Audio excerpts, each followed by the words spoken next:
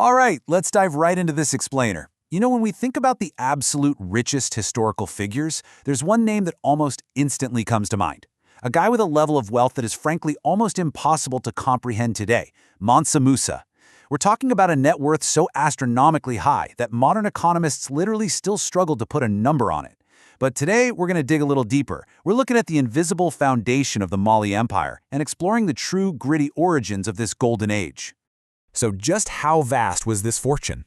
Well, we're talking about a king who was so astoundingly wealthy that during his famous pilgrimage to Mecca, he reportedly spent and gave away so much gold that he completely crashed the gold market in Cairo, and not just for a few weeks, but for an entire decade.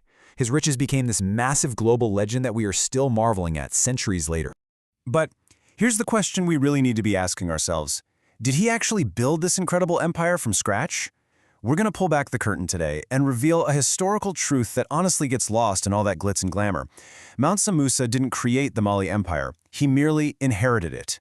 The true architect was actually a man who united fractured kingdoms, broke the power of an older, terrifying ruling empire, and built one of Africa's absolute greatest armies long before Musa ever took the throne. Simply put, without him, there is zero chance we get a Mansa Musa. Chapter 1. A Kingdom in Chains. Okay, let's rewind to the early 1200s to see how this all builds up.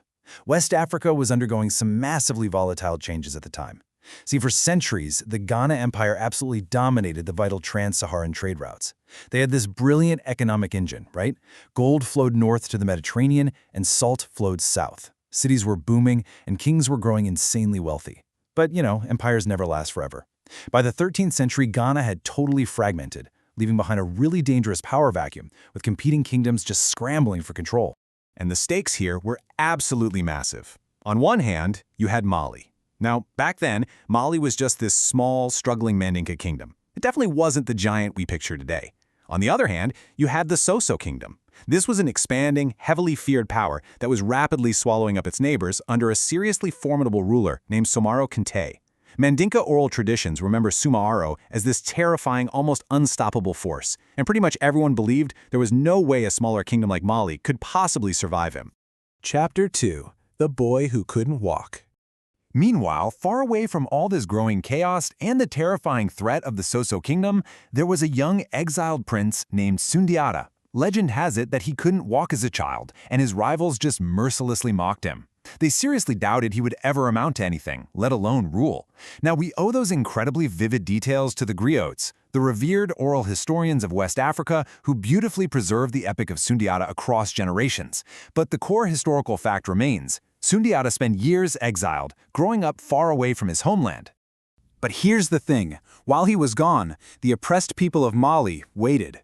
As they suffered under foreign rule, they held on to this powerful prophecy that absolutely refused to die. The belief that one day this exiled, once-mocked prince was going to return and deliver them from the harsh grip of the Sosso. They clung to that hope even as Soumiora's tyrannical power just kept expanding. Chapter 3. The Return of a King. Eventually, Soumaro's rule became so unbearable that messengers began secretly crossing West Africa, desperately searching for one man, Sundiata, and the prince finally answered the call. But he didn't come back alone.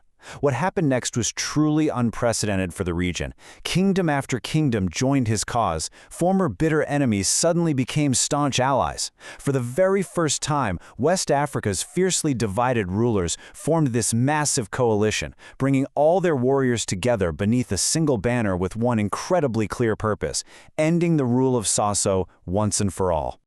Chapter 4. The Battle That Changed West Africa. So all of this unbelievable, historic momentum leads directly to a monumental clash. In approximately the year 1235, these two giant armies finally meet at the Battle of Kirina. You've got one side fighting desperately to preserve their newly expanding empire, and the other side fighting with literally everything they have to build a brand new one. Historians broadly agree on what happened next. Sundiata's coalition achieved a staggering victory, just completely crushing Soumaro Kante at Kirina.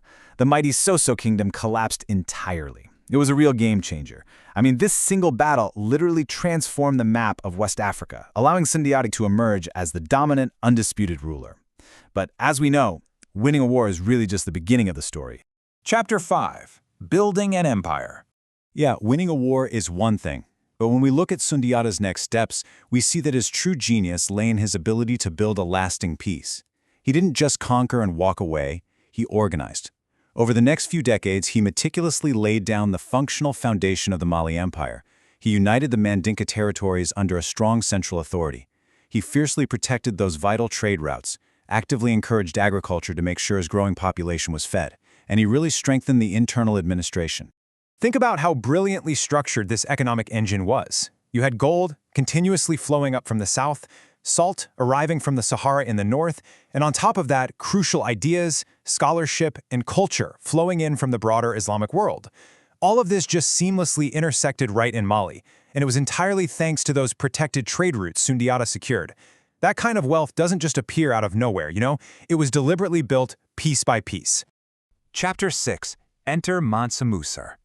Fast forward nearly a century, and that brings us right back to the name everybody knows, Mansa Musa. Now, sure, he expanded Mali's influence and made it incredibly famous across the Islamic world. But look closely at what he inherited. When he took the throne, he stepped right into an empire that already possessed totally secure trade routes, thriving, wealthy cities, well-established institutions, and access to unimaginable gold resources.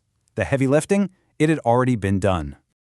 When you put these two side by side, it becomes super clear why this specific piece of history matters so much. Mansa Musa became the brilliant, highly visible face of the Mali Empire, the guy who went down in history as the global legend. But Sundiata Keita? He was the gritty, foundational architect. He united the kingdoms, fought that defining battle at Kirina, and built the critical structural foundation that made Musa's legendary reign even remotely possible. Ultimately, the greatest story isn't always just about the person everyone remembers. There's a quote here that hits the nail on the head. History remembers the brightest star, but every star shines because something came before it. The story of Mali is really the story of an unseen, unbreakable foundation holding up a glittering golden legend. So, as we wrap up this explainer, I want to leave you with a provocative thought to reflect on. Who are the true, forgotten architects behind the historical legends we know so well? And looking at your own life and your own world, what invisible foundations are you standing on today? Thank you so much for joining me to explore this fascinating piece of history. Keep learning, and I'll catch you in the next one.